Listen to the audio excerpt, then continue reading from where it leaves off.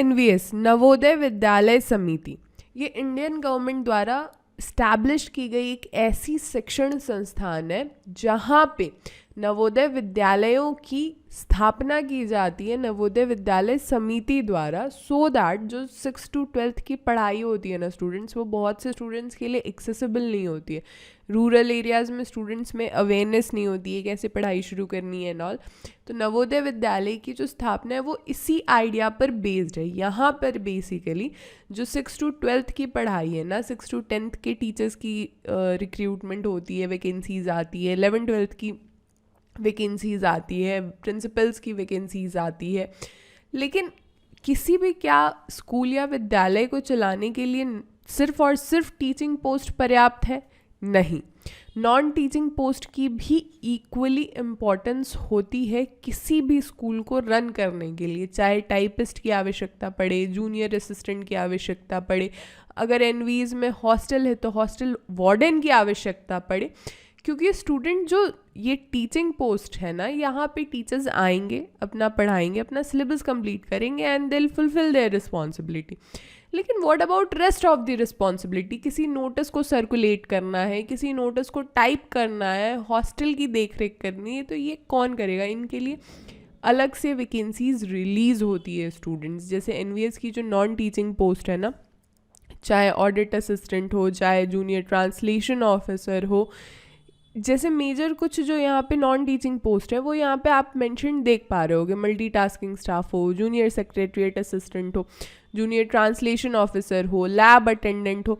Lab attendant का simple सा मतलब होता है, जैसे हमारे टाइम में 11-12th में होती थी ना, फिज़िक्स लैब होती थी, केमिस्ट्री लैब होती थी, बायो लैब होती थी, लैंग्वेज लैब होती थी, तो उन सारे लैब्स की कौन देख रेख करेगा? Obviously we will be needing lab attendant.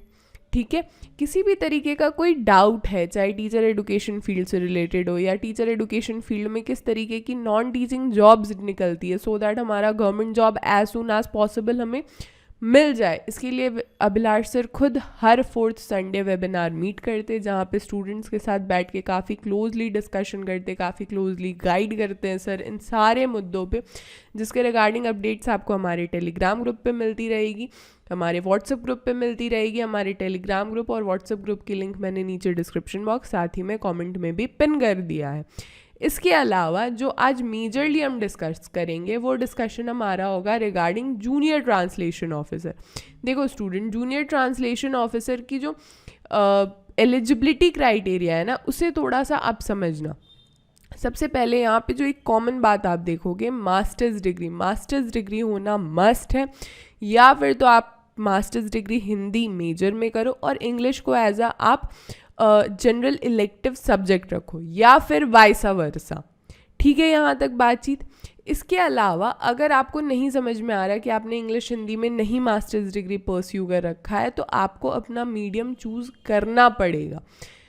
I will request कि एक बार नहीं ना, आप यहाँ पे रुक के खुद इस पूरे बात को पढ़ो। जो मैंने क्रक्स है ना वो आपको समझा दिया है कि बेसिकली आपकी मास्टर्स डिग्री होनी चाहिए, जो कि इन एंड अराउंड सिर्फ और सिर्फ हिंदी और इंग्लिश से ही होगी। और यहाँ पे अगर सैलरी वगैरह देखोगे ना स्टूडेंट, तो जैसे ही ज्वाइन करोगे, ज्वाइनिंग ही आपकी 60,000 पे होगी, which is a very good amount. ठीक है, यहाँ तक चर्चा। थोड़ा सा अगर सिलेबस पे हम देखें तो देखो सिलेबस इसका क्या है ना, जब भी जूनियर ट्रांसलेशन ऑफिसर की हायरिंग होती है ना, रिक्रूटमेंट होती है, काफ़ी ज़्यादा सिंपल है। सबसे पहले जो पार्ट 1 क्वेश्चन आएगा, जो 25 क्वेश्चन रहेंगे, वो 25 मार्क्स के ही रहेंगे, जहाँ पे आपको ट्रांसलेशन करना होगा English to Hindi, Hindi to English. उसके बाद जो पार्ट 3 है वो रहेगी मेंटल एंड रीजनिंग एबिलिटी की, यानी 10 क्वेश्चन रहेंगे 10 मार्क्स के। फिर general awareness and current affairs रहेगा, which includes geography, social science जिसमें history, economics, political science, current affairs में आपके आसपास क्या चल रहा है, इस टाइप के सवाल जो हैं वो 20 मार्क्स के 20 सवाल रहेंगे। सब्जेक्ट नॉलेज रहेगा, जो भी आप चूज़ करते हो हिंदी या इंग्लिश, वो 20 मार्क्स के 20 क्वेश्चन उसमें इंक्लूडेड रहेंगे। इस तरीके से ये जो पूरा का पूरा पेपर स्ट्रक्चर है ना, ये आपके लिए बनाया गया है 2 घंटे में, जहाँ पे आप 100 क्वेश्चन अटेम्प्ट करोगे।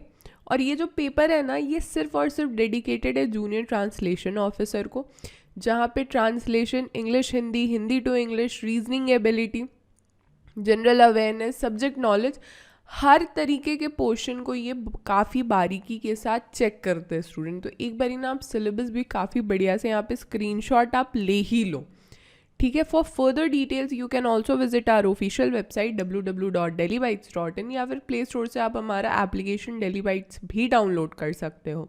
हमारे सारे सोशल मीडिया के लिंक्स नीचे डिस्क्रिप्शन बॉक्स में अवेलेबल है, जहाँ पे आप हमसे किसी भी तरीके का कोई भी डाउट क्लियर कर सकते हो। हम लोग पूरे तरीके से कोशिश करते हैं कि चाहे इंस्टाग्राम हो, चाहे फेसबुक हो, चाहे व्हाट्सएप पे आप कोई डाउट अगर हमसे पूछ रहे हो तो हम वहीं के वहीं आपका क्लियर कर दें। This will be all for this session. Do subscribe daily bytes. Thank you so much. God bless you all.